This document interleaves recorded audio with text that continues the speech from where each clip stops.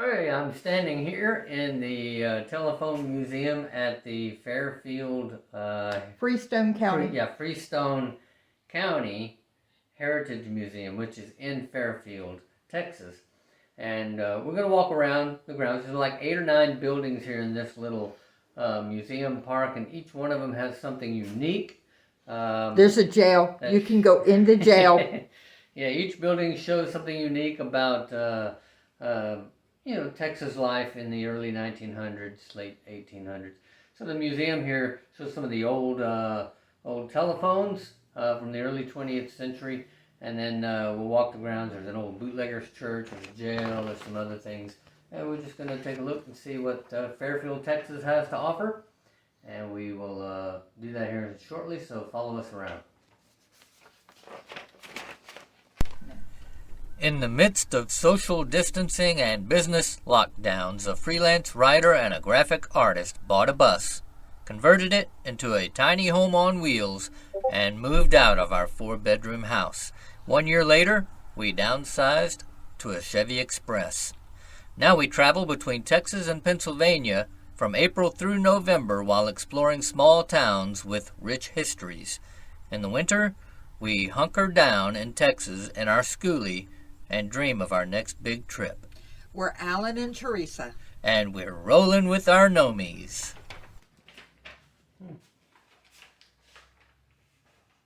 1890 phone. Yeah. They didn't improve much in a couple of years, though. That was 7 years later, and this one's still a huge phone. Although the 1896 one's kind of small. Well, I would imagine they would have made different models for different... Look, here's a payphone. This one's got slots for monies. Yeah.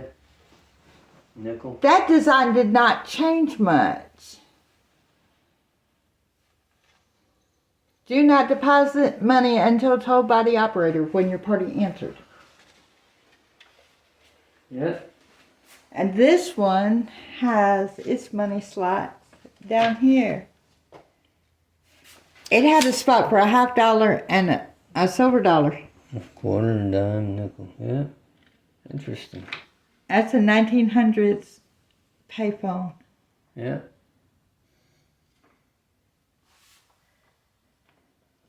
That's pretty cool. I didn't know they had payphones that early. I didn't know either.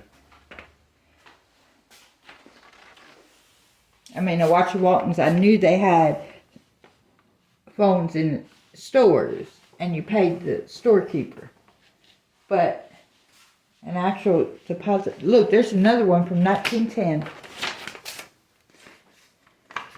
And it had silver dollar spot, too. Silver dollar, $50, quarter, dime, and nickel.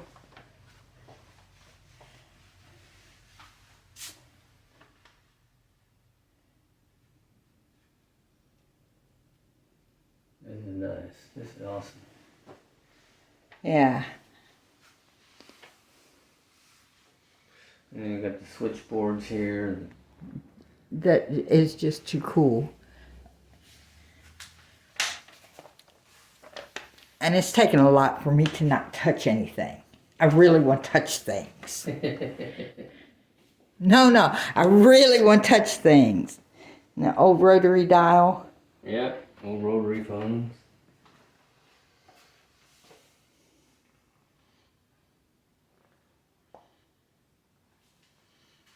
And this one's got the pay slots at the top. Now these would have been seen in people's homes. These models. Right. Those are home telephones. So, what does this say here? Early in 1991, we learned the Contel division office in Dallas, Texas was closed due to the Contel GTE merger. James Goodman suggested the antique telephone collection on display in the division office be put in a museum. Being active in the telephone pioneers, he wanted a pioneer club to undertake the project. The Fairfield Pioneer Club's detailed plan of action received final approval in December 1991. It says Bethel Assembly of God.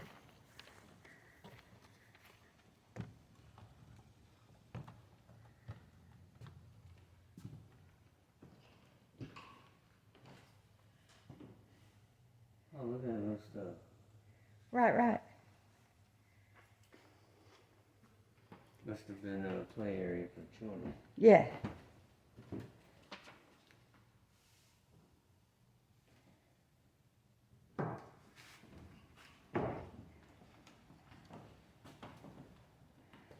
Yeah, they still had to be pretty quiet though, because all that separated them from the... Brother Hankins established this with the intent to reform the bootleggers of Freestone County. He built it on Farm to Market Road 488, which was the route to the Trinity River and the route taken by bootleggers who were transporting their liquor. Brother Hankins walked the woods till he wore out the soles of his shoes in search of the illegal stills. This was dangerous as scouts were watching and waiting for unwanted visitors, and if they got too close and the still was in danger of being located, the visitor might be shot. They say Brother Hankins did get several bootleggers to church, but it is doubtful they stopped making their liquid gold. This church existed at its original location until the land where it stood was about to be mined for coal. The Hankins family then made arrangements to have it moved to the museum. Huh. Interesting.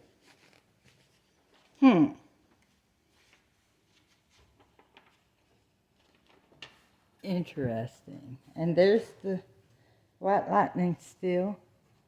Yeah.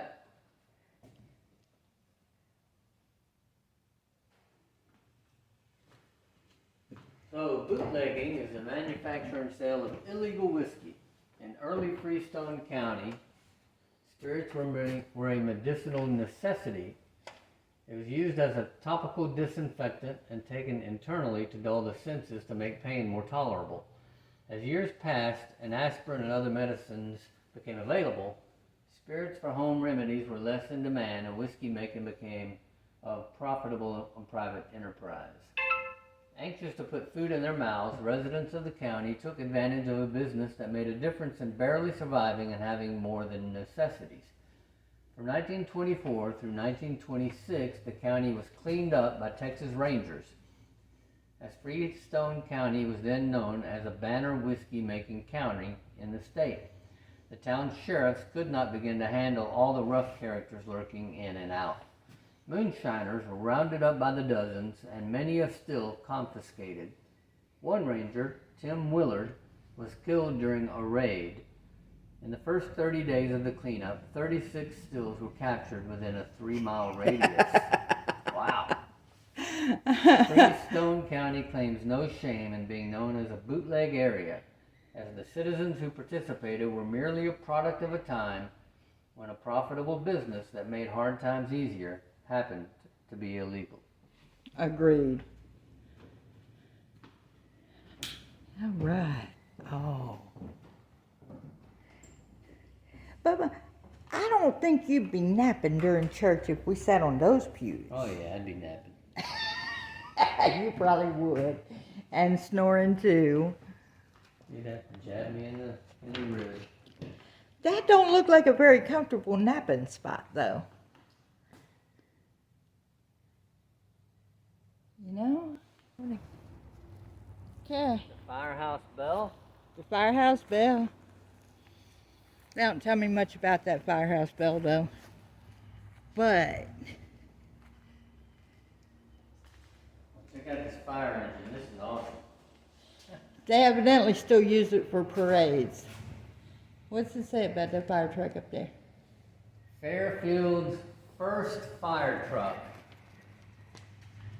Very first fire truck, purchased around 1936 or 37 by donations from the Fairfield History Club, responsible for obtaining a firehouse. The 1936 Ford fire truck remained the primary firefighting vehicle until the 1950s when a new engine was purchased. Oh, look here. The guy that sat on this side, he was in charge of the siren because he had to turn it. Oh, okay. Yeah, it was a manual siren. But Why didn't he just go down the road and go, woo? but look, the gas tank. He was sitting right on top of it, wasn't he? They was sitting right on top of it. Wow. Yeah. That's awesome, though. It is an awesome fire truck. Wooden ladders. I'm just not sure that I want to climb a wooden ladder to fight a fire. I don't think that's going to be... That's what they had back then. Yeah.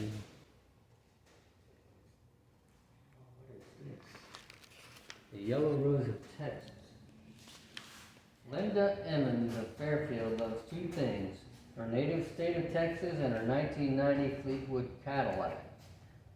When she turned 60, her artist son Andy gave her a present that would show off both passions. With buckets of rhinestones from a defunct bead company in Lancaster, he spent over 400 hours transforming his mom's beige Cadillac into an award-winning art car, covered in the sparkling symbols of Texas: oil wells, longhorns, bluebonnets, the Alamo, the Lone Star, and the car's new namesake, the Yellow Rose of Texas. Look at that hood. I see that.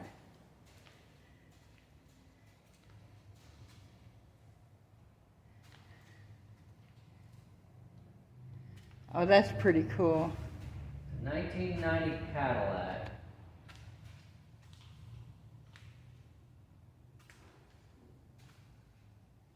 It's right here in Fairfield, Texas. It's right here in Fairfield, Texas.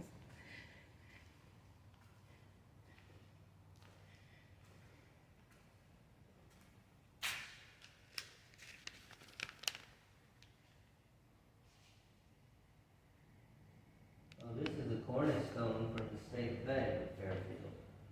Oh, really? It was founded in 1912, the new building constructed in 1930.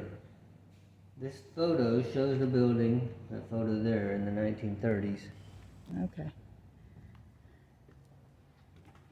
The Little John House. The original farmhouse, designed and built in 1908 by L.B. Littlejohn in Shanks, Texas. This is a reproduction using vintage woods from the original house and completed in 2020. Okay.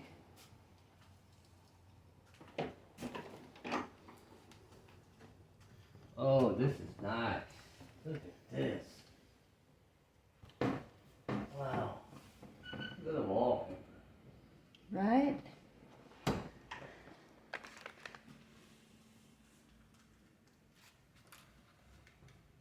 Is that a closet? Oh, there's a room in there. It's a very narrow door. This is weird. It's a bedroom. Yeah, but this little room right there. Well, I don't know what that room is. It's just a junction from one room to the other. Yeah, it's just a hallway. Huh. Very odd.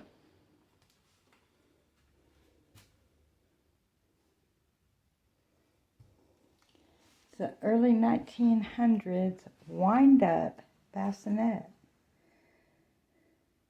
Cool. and sunbonnet Sioux quilt. I This used to would make be those where all you the would time. wind it up. Yep, there's the winder. I wondered where it was.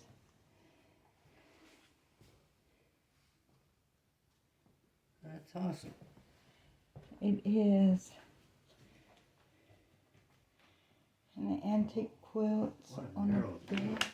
But these doors. Now this goes to the outside. Right. Because, you know, Texas in and the you saw the summer. odd shape of the building from the outside. Texas in the summer, you need that door open Yep. for ventilation. It is a neat little building.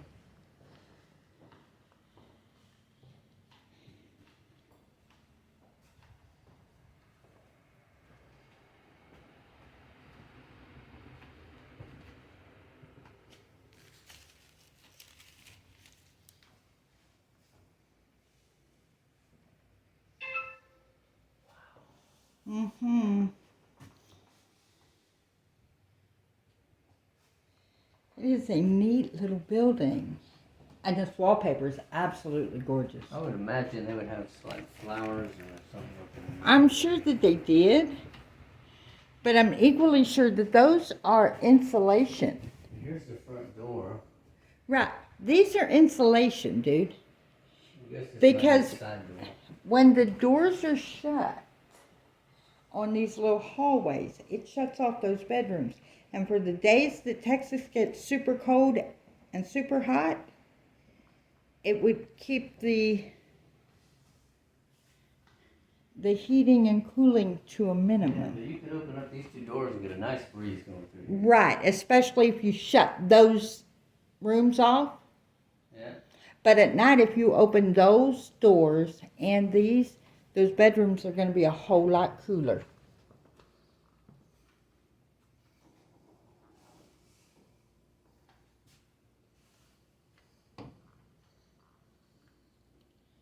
Look at the icebox. Yeah, that's neat.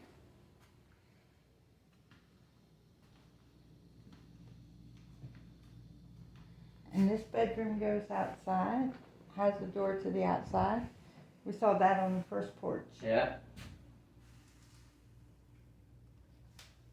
Wow, this is awesome. Nice kitchen too. Right? The back door, you can open up the back door and the front door Yeah. and get a good breeze going. Cross ventilation. This house was built to cool.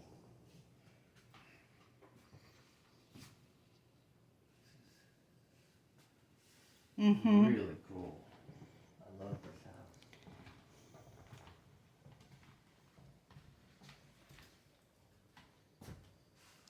Nice. Old treadle sewing machine. Yeah. Every one of these doors every one of the rooms has doors to the outside. Yeah. Yeah. You can open them and get some cross ventilation going. That is just really quite cool. It's a Carter log house. That's a nice little log dog trot house. You know, it's got the breezeway down the middle and two different sides. It was built in 1845. Yeah, typical of pioneer dwellings in early Texas. And this man, David L. Carter, was from Alabama, served in the Confederate Army, and helped start Woodland Boys College. The tongue and groove logs were joined with wooden pins. Square nails were used on the rafters. Materials for floor and ceiling were hauled 70 miles by ox wagon from near Rusk. A huge fireplace stood in each room. 2 downstairs, 1 upstairs. Okay. And this is one of the rooms. Carter family furniture. Oh, these are original furniture pieces from the log home. Awesome. Oh yeah, this is cool. Got the neat little hobby horse there. The rocking horse. This would be children's bedroom. Really cool. Playpen.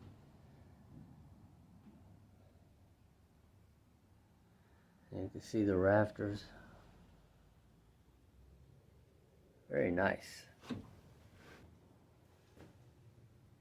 Wow.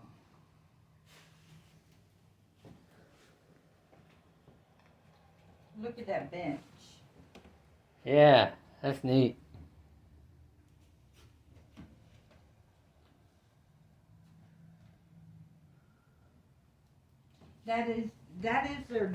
That's the Carter family dining room bench. It was donated by the Carter family along with the cabin.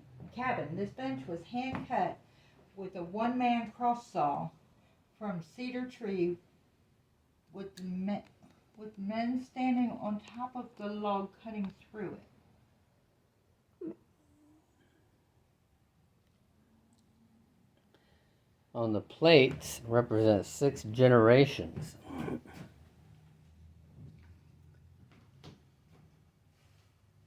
You can see the different designs and sizes and styles. It's pretty awesome stuff.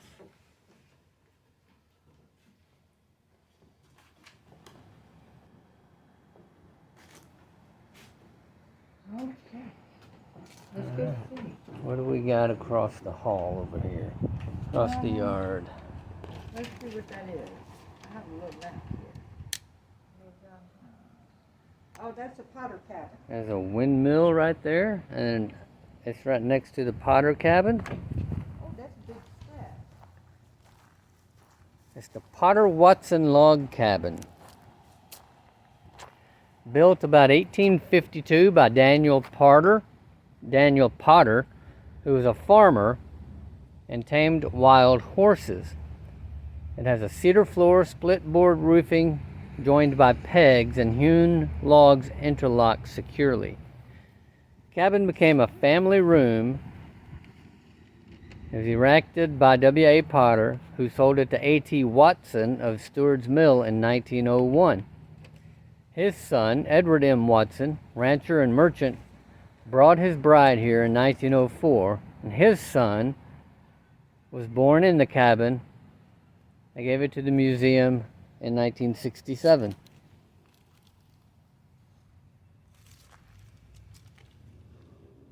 Oh yeah, this is cool. Check it out. Little seats, little school seats. Oh, they have it set up as a school. Yeah. Well, no. Well, it's kind of a... It's a catch-all. Yeah, home with the school setup. Wow. So this has a little write-up on a school here in the area. It's Hicks Springs School. A little history on that there. All right. Oh man. Look at that scythe. Scythe. Yeah, the scythe. With a grain cradle. Wow.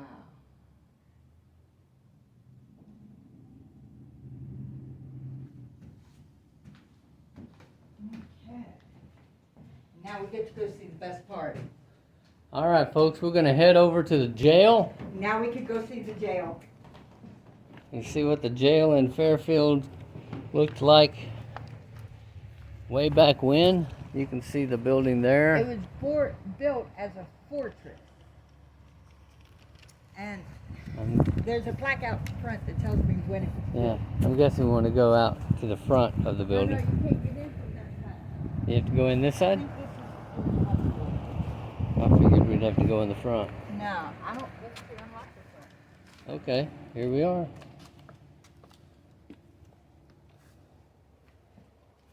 Now, the jailer lived downstairs. The prisoners were upstairs.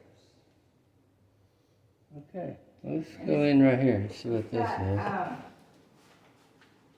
I guess, It's got 18-inch thick walls on the outside. These walls, the exterior walls are 18 inches thick. 18 inches, yeah, you can see it. And the interior walls are 12 inches, I believe the sign said. Okay.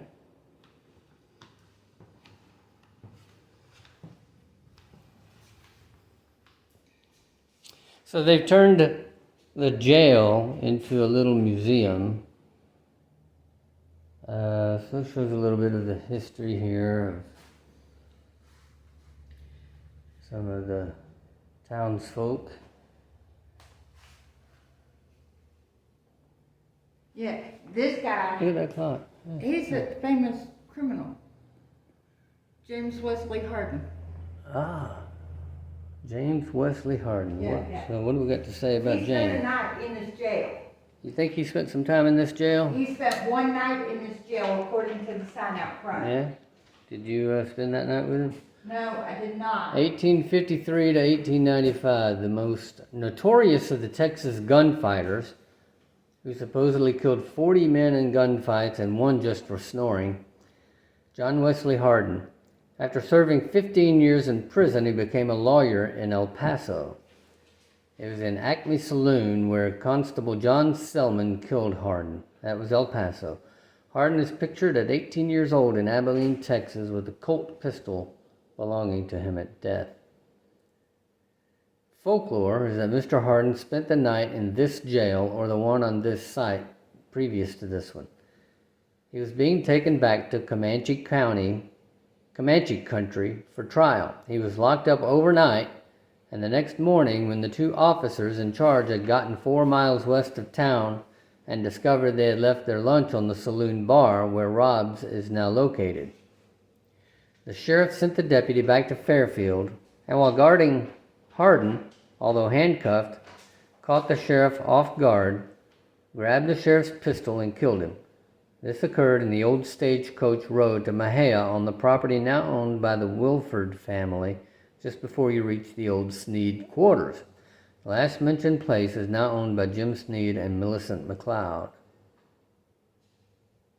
Well, there you have it, folks. Good old legend. James Harden. So this would be the living quarters, I guess, for the jailer. People watching the jail. And then upstairs we would find the jail. Yeah. Oh yeah, this is cool. Oh yeah, check it out, folks.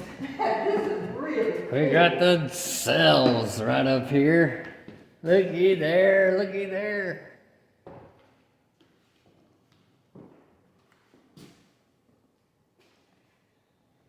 I don't know what I thought it was going to be, but this is really quite cool.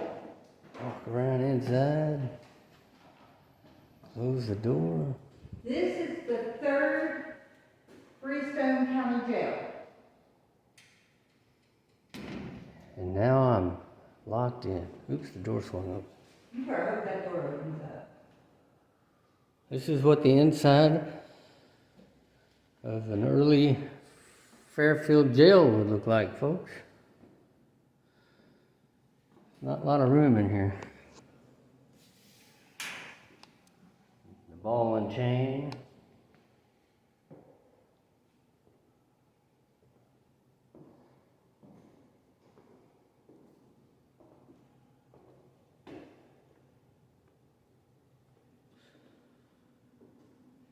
So there are 5 Freestone County jails. This is number 3.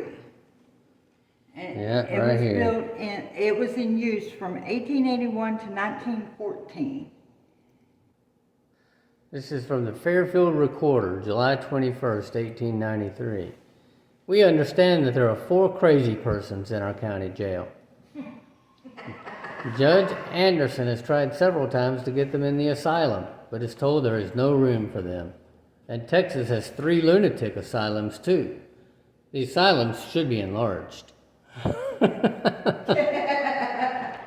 And well, this is really neat. It's really quite cool. This has been a terrific experience taking you on a guided tour of the Fairfield Jail and Heritage Museum. Oh look! Oh look! Oh, look what I see. It's the hanging noose. We've got the rope. Look, they didn't even have to take them outside to hang them.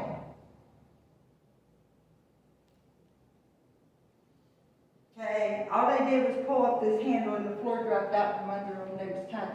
Oh my. They do it right here in the gallows in the jail. Yeah, right here in the gallows. 1914 jail gallows trap door and hanging hook display. That's it, folks. You better not steal anybody's horse. You get the rope. Oh, there was no hangings inside the 1881 jail. 5 hangings in Freestone County sanctioned by the court of law. There's one in 1861, 1875, 1878, 1880, And then in 1916. There you have it, folks. We are in Fairfield, Texas, and it's been a pleasure to show you around. Alright, if I don't do this right, then I'm going to be on the bad side of my wife. So y'all bear with me and pray for me. But while you're doing that, don't forget, share us with your friends, like us if you like us if you don't, subscribe to the channel. It helps us out. God bless.